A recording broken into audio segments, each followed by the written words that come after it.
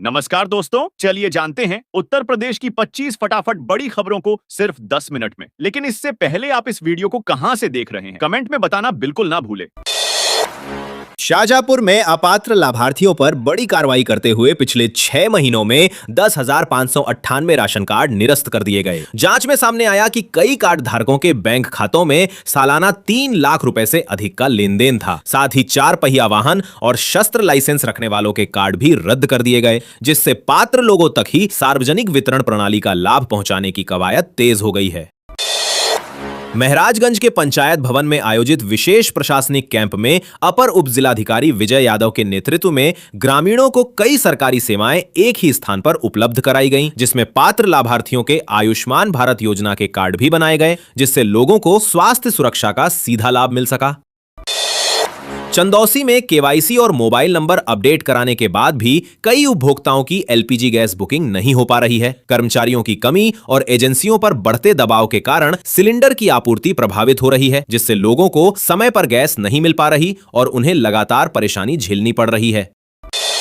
उत्तर प्रदेश में स्वास्थ्य सेवाओं को मजबूत करने के लिए 1228 नए नर्सिंग अधिकारियों को नियुक्ति पत्र दिए जाएंगे, जिनमें 1097 महिलाएं और 131 पुरुष शामिल हैं। यह नियुक्तियां उत्तर प्रदेश लोक सेवा आयोग की चयन प्रक्रिया के माध्यम से की गई हैं और कार्यक्रम में नियुक्ति पत्र वितरण के दौरान योगी आदित्यनाथ भी मौजूद रह सकते हैं। इससे सरकारी अस्पतालों में स्टाफ की कमी दूर होने और मरीजों को बेहतर इलाज मिलने की उम्मीद है।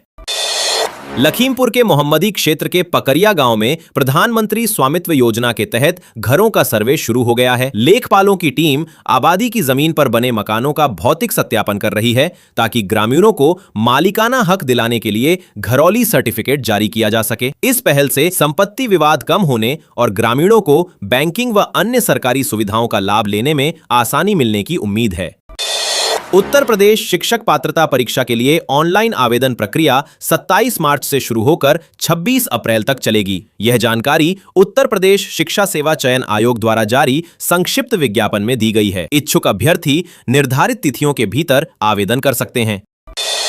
उत्तर प्रदेश सरकार ने रामनवमी के अवसर पर अयोध्या, बलरामपुर, सहारनपुर, सीतापुर और मिर्जापुर में लगने वाले मेलों के दौरान स्वास्थ्य सेवाएं मजबूत रखने के निर्देश दिए हैं। साथ ही अधिकारियों को चेतावनी दी गई है कि किसी भी तरह की लापरवाही पर सीधे जवाबदेही तय की जाएगी। वाराणसी और पूरे पूर्वांचल में रात से हो रही बूंदाबांदी और तेज हवाओं के कारण खेतों में खड़ी गेहूं की तैयार फसल को नुकसान पहुंचा है। कई जगह फसलें खेतों में ही लेट गई हैं, जिससे किसानों की मेहनत पर पानी फिरने का खतरा बढ़ गया है और वे अब मौसम साफ होने की उम्मीद लगाए बैठे हैं। उत्तर प्रदेश के कई जिलों में उपभोक्ताओं को सिलेंडर मिले बिना ही डिलीवरी के मैसेज मिलने लगे हैं, जिससे लोगों की परेशानी और बढ़ गई है। गैस की किल्लत और सप्लाई में देरी के कारण बुकिंग के बाद भी समय पर एलपीजी सिलेंडर नहीं पहुंच पा रहे हैं, जिससे घरेलू कामकाज प्रभावित हो रहा है और उपभोक्ता एजेंसियों के चक्कर लगाने को मजबूर हैं। उत्तर प्रदेश पुलिस में बड़ा प्रशासनिक बदलाव करते हुए 2012 और 2013 बैच के 43 प्रांतीय पुलिस सेवा पीपीएस अधिकारियों को पदोन्नति दी गई है। शासन के आदेश के बाद इन अधिकारियों को पुलिस उपाधीक्षक डीएसपी से अपर पुलिस अधीक्षक एएसपी बनाया गया है, जिससे प्रदेश में पुलिस प्रशासनिक ढांचे को और मजबूत करने की उम्मीद जताई जा रही है। बहराइच में करीब 1 करोड़ रुपए की ठगी के मामले की जांच अब विशेष जांच दल एसआईटी को सौंप दी गई है। आरोप है कि एक सरकारी शिक्षक ने कंपनी के नाम पर लोगों से निवेश करवाकर धोखाधड़ी की, जिसकी शिकायतों के बाद उत्तर प्रदेश पुलिस ने मामला दर्ज कर विस्तृत जांच शुरू कर दी है। शामली में जांच के दौरान सामने आया कि कई संपन्न परिवार जिनके पास लग्जरी कारें और आलीशान मकान हैं, वे भी खाद्य एवं रसद विभाग उत्तर प्रदेश की मुफ्त खाद्यान्न योजना का लाभ ले रहे थे। सत्यापन के बाद ऐसे 2536 राशन कार्ड रद्द कर दिए गए, जिससे पात्र लाभार्थियों तक योजना का सही लाभ पहुंचाने की प्रक्रिया तेज कर दी गई है। उत्तर प्रदेश को $1 ट्रिलियन की अर्थव्यवस्था बनाने के लिए सरकार ने विस्तृत रोड मैप तैयार किया है। रामपुर में सरकार के 9 वर्ष पूरे होने पर आयोजित कार्यक्रम में कृषि राज्य मंत्री बलदेव सिंह औलख ने कहा कि कानून व्यवस्था में सुधार, बुनियादी ढांचे का विस्तार और किसानों के लिए चलाई जा रही योजनाओं ने प्रदेश को अराजकता से विकास की राह पर आगे बढ़ाया है और सरकार का लक्ष्य हर वर्ग तक योजनाओं का लाभ पहुंचाना है। उत्तर प्रदेश माध्यमिक शिक्षा परिषद ने बोर्ड परीक्षा की उत्तर पुस्तिकाएं जांच रहे शिक्षकों को राहत देते हुए 21 और 26 तारीख को 2 दिन का अवकाश देने का निर्णय लिया है। इन दिनों मूल्यांकन कार्य स्थगित रहेगा ताकि लगातार काम कर रहे शिक्षकों को आराम मिल सके और शेष दिनों में मूल्यांकन कार्य सुचारू रूप से पूरा किया जा सके। उत्तर प्रदेश में युवाओं को स्वरोजगार से जोड़ने के लिए विशेष प्रशिक्षण कार्यक्रम शुरू किया गया है, जिसके तहत पुरुषों को इलेक्ट्रीशियन और महिलाओं को सिलाई कढ़ाई का प्रशिक्षण दिया जाएगा। इच्छुक अभ्यर्थी 23 मार्च तक उत्तर प्रदेश कौशल विकास मिशन की वेबसाइट पर ऑनलाइन आवेदन कर सकते हैं, जिससे प्रशिक्षण के बाद रोजगार या स्वयं का काम शुरू करने का अवसर मिलेगा। योगी आदित्यनाथ के नेतृत्व में रिफॉर्म, परफॉर्म और ट्रांसफॉर्म के मंत्र के साथ बीते 9 वर्षों में उत्तर प्रदेश के बुनियादी ढांचे, निवेश और कानून व्यवस्था में बड़े बदलाव देखने को मिले हैं। सरकार का दावा है कि एक्सप्रेसवे, एयरपोर्ट, औद्योगिक कॉरिडोर और निवेश सम्मेलनों के जरिए प्रदेश ने विकास की नई पहचान बनाई है और करोड़ों रुपए के निवेश प्रस्तावों से रोजगार के अवसर भी तेजी से बढ़े हैं। देश भर के 20 करोड़ से अधिक राशन कार्ड धारकों के लिए अहम फैसला लेते हुए भारत सरकार ने अप्रैल 2026 में एक साथ 3 महीने का मुफ्त अनाज देने की घोषणा की है। ये लाभ राष्ट्रीय खाद्य सुरक्षा अधिनियम और प्रधानमंत्री गरीब कल्याण अन्न योजना के तहत मिलेगा, जिसके अंतर्गत पात्र लाभार्थियों को प्रति यूनिट निर्धारित मात्रा में गेहूं और चावल एक साथ वितरित किया जाएगा, ताकि त्योहार और गर्मी के मौसम में उन्हें बार-बार राशन लेने की जरूरत न पड़े। खराब दांत और मसूड़ों की बीमारी को नजरअंदाज करना खतरनाक हो सकता है, क्योंकि ये केवल मुंह तक सीमित नहीं रहती, बल्कि हृदय रोग और मधुमेह जैसी गंभीर बीमारियों का कारण भी बन सकती है। उत्तर प्रदेश के 30 से अधिक जिलों में तेज हवाओं के साथ बारिश की चेतावनी जारी की गई है। मौसम विभाग के अनुसार कई स्थानों पर ओलावृष्टि की भी संभावना है, जिससे फसलों और जनजीवन पर असर पड़ सकता है। खासकर लखनऊ, कानपुर, वाराणसी और आसपास के इलाकों में लोगों को सतर्क रहने की सलाह दी गई है। गाजियाबाद के साहिबाबाद क्षेत्र में आज करीब 8 घंटे बिजली आपूर्ति बाधित रहेगी, जबकि वैशाली इलाके में गंगा जल की सप्लाई भी प्रभावित रहने की सूचना है। मरम्मत और रखरखाव कार्यों के चलते विभाग ने लोगों को पहले से आवश्यक तैयारी करने की सलाह दी है। मेरठ में बिजली विभाग ने बड़ी कार्रवाई करते हुए 1800 उपभोक्ताओं के कनेक्शन काट दिए। विभाग के अनुसार इन उपभोक्ताओं ने समय पर बिल जमा नहीं किया था और बार-बार चेतावनी के बावजूद बकाया नहीं चुकाया गया, जिसके बाद अभियान चलाकर कनेक्शन विच्छेदित किए गए। Uttar Pradesh power corporation limited ने बकायेदारों से जल्द भुगतान कर आपूर्ति बहाल कराने की अपील की है। फर्जी डिग्री रैकेट के बड़े खुलासे में एशियन इंटरनेशनल यूनिवर्सिटी की 284 डिग्रियां संदिग्ध पाई गई हैं, जिन्हें जांच में फर्जी बताया जा रहा है। मामले की गंभीरता को देखते हुए जांच विशेष जांच दल SIT को सौंपी गई है, जो डिग्रियों के जारी होने की प्रक्रिया, संबंधित लोगों की भूमिका और लाभार्थियों की पहचान की पड़ताल कर रही है। उत्तर प्रदेश के 20 जिलों में 32 ड्राइविंग प्रशिक्षण केंद्र खोलने के लिए 1 अप्रैल से आवेदन शुरू होंगे। इच्छुक आवेदक उत्तर प्रदेश परिवहन विभाग की वेबसाइट पर ऑनलाइन आवेदन कर सकेंगे, जहां भूमि, वाहन, प्रशिक्षक और प्रशिक्षण सुविधाओं के आधार पर चयन किया जाएगा। रोजगार दो नहीं तो 10,000 दो के नारे के साथ आम आदमी पार्टी 3 अप्रैल से पदयात्रा शुरू करने जा रही है, जिसकी शुरुआत आगरा से होगी। पार्टी नेताओं का कहना है कि इस यात्रा के जरिए युवाओं के रोजगार, बेरोजगारी भत्ता और सरकारी भर्तियों में देरी जैसे मुद्दों को लेकर प्रदेश भर में जन समर्थन जुटाया जाएगा। उत्तर प्रदेश शिक्षक पात्रता परीक्षा UPTET के लिए ऑनलाइन आवेदन प्रक्रिया 27 मार्च से शुरू होगी, जबकि फॉर्म भरने की अंतिम तिथि 26 अप्रैल निर्धारित की गई है। परीक्षा का आयोजन उत्तर प्रदेश शिक्षा सेवा चयन आयोग द्वारा किया जाएगा और अभ्यर्थियों को निर्धारित समय सीमा के भीतर आवेदन व शुल्क जमा करना अनिवार्य होगा। उत्तर प्रदेश में डेयरी क्षेत्र को मजबूत बनाने के लिए सरकार ने नंदिनी कृषक समृद्धि योजना के तहत बड़ी पहल शुरू की है। इस योजना के अंतर्गत 204 नई डेयरी इकाइयों की स्थापना का लक्ष्य रखा गया है, जिससे दुग्ध उत्पादन बढ़ाने के साथ साथ किसानों की आय में भी इजाफा होने की उम्मीद है। सरकार का मानना है कि इससे ग्रामीण अर्थव्यवस्था को गति मिलेगी और पशुपालन को एक लाभकारी व्यवसाय के रूप में बढ़ावा मिलेगा। भारत पेट्रोलियम कॉर्पोरेशन लिमिटेड ने नोएडा इंटरनेशनल एयरपोर्ट पर विमानों के लिए ईंधन आपूर्ति सुनिश्चित करने हेतु ऐसी व्यवस्था बनाई है कि यहां हमेशा कम से कम 7 दिन का ATF स्टॉक उपलब्ध रहेगा, जिसके लिए पाइपलाइन और आधुनिक टैंक फार्म विकसित किए जा रहे हैं।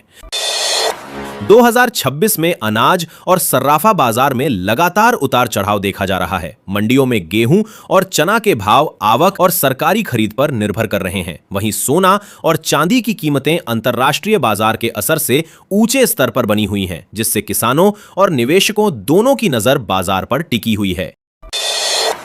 उत्तर प्रदेश में नर्सिंग अधिकारी के पद पर चयनित 1228 अभ्यर्थियों को जल्द ही नियुक्ति पत्र सौंपे जाएंगे। ये नियुक्तियां उत्तर प्रदेश लोक सेवा आयोग की चयन प्रक्रिया के माध्यम से हुई हैं, जिनमें 1097 महिला और 131 पुरुष अभ्यर्थी शामिल हैं, जिससे प्रदेश की स्वास्थ्य सेवाओं को मजबूती मिलने की उम्मीद है। उत्तर प्रदेश में प्रीमियम ईंधन की कीमतों में बढ़ोतरी से आम उपभोक्ताओं पर महंगाई का नया असर पड़ा है। लखनऊ से लेकर मिर्जापुर तक स्पीड और पावर पेट्रोल के नए दाम लागू हो गए हैं। राजधानी में पावर पेट्रोल की कीमत बढ़कर 103 रुपए 92 पैसे प्रति लीटर पहुंच गई है, जिससे वाहन चालकों का खर्च और बढ़ गया है।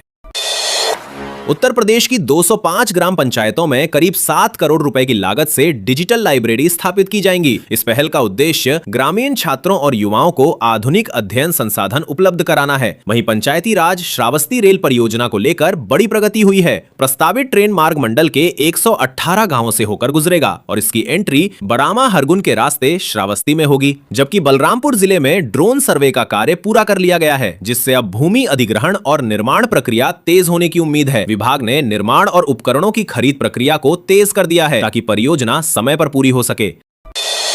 उत्तर प्रदेश में औद्योगिक विकास को बढ़ावा देने के लिए 50 एकड़ क्षेत्र में Sardar Patel special economic zone स्थापित करने की परियोजना को सरकार ने मंजूरी दे दी है। इस पहल से निवेश आकर्षित होने, रोजगार के नए अवसर बनने और क्षेत्रीय अर्थव्यवस्था को गति मिलने की उम्मीद जताई जा रही है। लखीमपुर की रहने वाली सरिता ने सरकार की स्वरोजगार योजनाओं से प्रेरित होकर अपनी ऑयल मिल शुरू की और आज वह न सिर्फ आत्मनिर्भर बनी है, बल्कि 27 परिवारों को भी रोजगार दे रही हैं। यह पहल योगी आदित्यनाथ सरकार के आत्मनिर्भर अभियान की सफलता का उदाहरण बनकर उभरी है। लखीमपुर खीरी में उद्यान विभाग द्वारा कृषि विज्ञान केंद्र में आयोजित उद्यानिक कृषक संगोष्ठी में वैज्ञानिकों और अधिकारियों ने किसानों को बागवानी आधारित खेती अपनाने के आधुनिक तरीके बताए, जिससे कम लागत में अधिक उत्पादन और आय बढ़ाने के रास्ते खुलेंगे।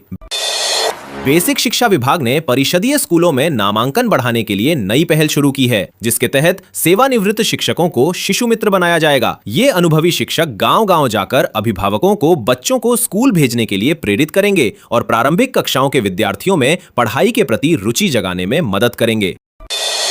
लखनऊ में अवैध शराब तस्करी का बड़ा मामला सामने आया है, जहां उत्तर प्रदेश पुलिस ने उड़ीसा जा रहे एक ट्रक से 900 पेटी शराब बरामद की। तस्कर चावल का फर्जी ईवे बिल बनाकर शराब की खेप को दूसरे राज्य में भेजने की कोशिश कर रहे थे, लेकिन चेकिंग के दौरान पुलिस ने ट्रक को रोककर पूरे नेटवर्क का भंडाफोड़ कर दिया। उत्तर प्रदेश में सार्वजनिक वितरण प्रणाली को अधिक प्रभावी बनाने के लिए 52,000 से अधिक उचित दर दुकानों के पुनर्गठन की तैयारी की जा रही है, जिसके तहत कम राशन कार्ड वाली दुकानों को पास की बड़ी दुकानों में मर्ज किया जाएगा। यह कदम खाद्य एवं रसद विभाग द्वारा पारदर्शिता बढ़ाने और वितरण व्यवस्था को मजबूत करने के उद्देश्य से उठाया जा रहा है। उत्तर प्रदेश में जनगणना 2027 पहली बार पूरी तरह डिजिटल तरीके से कराई जाएगी, जिसके लिए मोबाइल ऐप के माध्यम से आंकड़े सीधे ऑनलाइन एकत्र किए जाएंगे। यह प्रक्रिया मई 2026 से फरवरी 2027 तक 2 चरणों में पूरी की जाएगी, जिससे डेटा संग्रहण अधिक सटीक, तेज और पारदर्शी बन सकेगा। पश्चिम एशिया में जारी तनाव का असर अब ईंधन की कीमतों पर साफ दिखने लगा है। लखनऊ में पावर पेट्रोल की कीमत में 2 रुपए प्रति लीटर की बढ़ोतरी कर दी गई है। नई दरें लागू होने के बाद वाहन चालकों पर अतिरिक्त बोझ पड़ गया है और पूरे उत्तर प्रदेश में प्रीमियम पेट्रोल की बढ़ती कीमतों को लेकर चर्चा तेज हो गई है। अमरोहा में बेमौसम बारिश ने किसानों की मेहनत पर पानी फेर दिया है। तेज बारिश और हवाओं से खेतों में खड़ी गेहूं और सरसों की फसल गिर गई, जिससे पैदावार पर भारी असर पड़ने की आशंका है। मौसम की इस मार से उत्तर प्रदेश के इस इलाके के किसानों की चिंता बढ़ गई है और वे नुकसान के आकलन व मुआवजे की मांग कर रहे हैं। डॉक्टर एपीजे अब्दुल कलाम तकनीकी विश्वविद्यालय AKTU में करीब 150 करोड़ रुपए की लागत से artificial intelligence centre of excellence स्थापित किया जाएगा, जिससे छात्रों, शोधकर्ताओं और स्टार्टअप्स को अत्याधुनिक तकनीक पर काम करने का अवसर मिलेगा। इस पहल से लखनऊ को AI और इनोवेशन के नए हब के रूप में विकसित करने की दिशा में बड़ा कदम माना जा रहा है।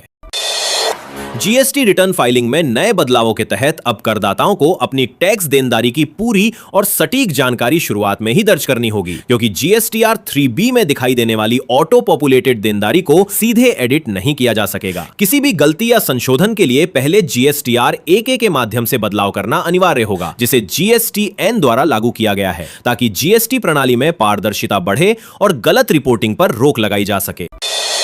उत्तर प्रदेश में रोजगार सृजन को लेकर सरकार ने बड़ी उपलब्धि का दावा किया है। प्रदेश के औद्योगिक विकास मंत्री नंदगोपाल गुप्ता नंदी ने कहा कि डबल इंजन सरकार की नीतियों और निवेश को बढ़ावा देने वाली योजनाओं के चलते अब तक करीब 9 लाख लोगों को रोजगार मिल चुका है, जिससे प्रदेश में चहुमुखी विकास की रफ्तार तेज हुई है।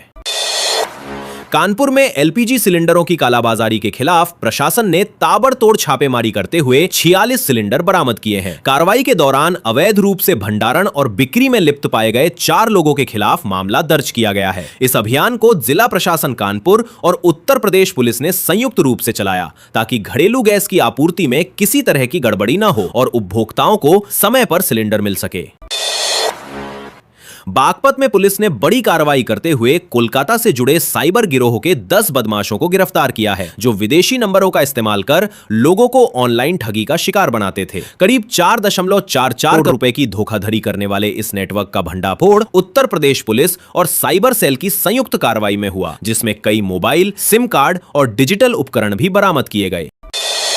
उत्तर प्रदेश में महिला सशक्तिकरण को लेकर सरकार बड़ा कदम उठाने जा रही है। शक्ति कार्ड योजना के तहत करीब 1.5 लाख महिलाओं को एक विशेष कार्ड दिया जाएगा, जिससे उन्हें विभिन्न सरकारी योजनाओं, सुरक्षा सेवाओं और वित्तीय सुविधाओं का लाभ एक ही प्लेटफॉर्म पर मिल सकेगा। यह पहल मिशन शक्ति अभियान का विस्तार मानी जा रही है, जिसका उद्देश्य महिलाओं की सुरक्षा, आत्मनिर्भरता और सामाजिक भागीदारी को मजबूत करना है।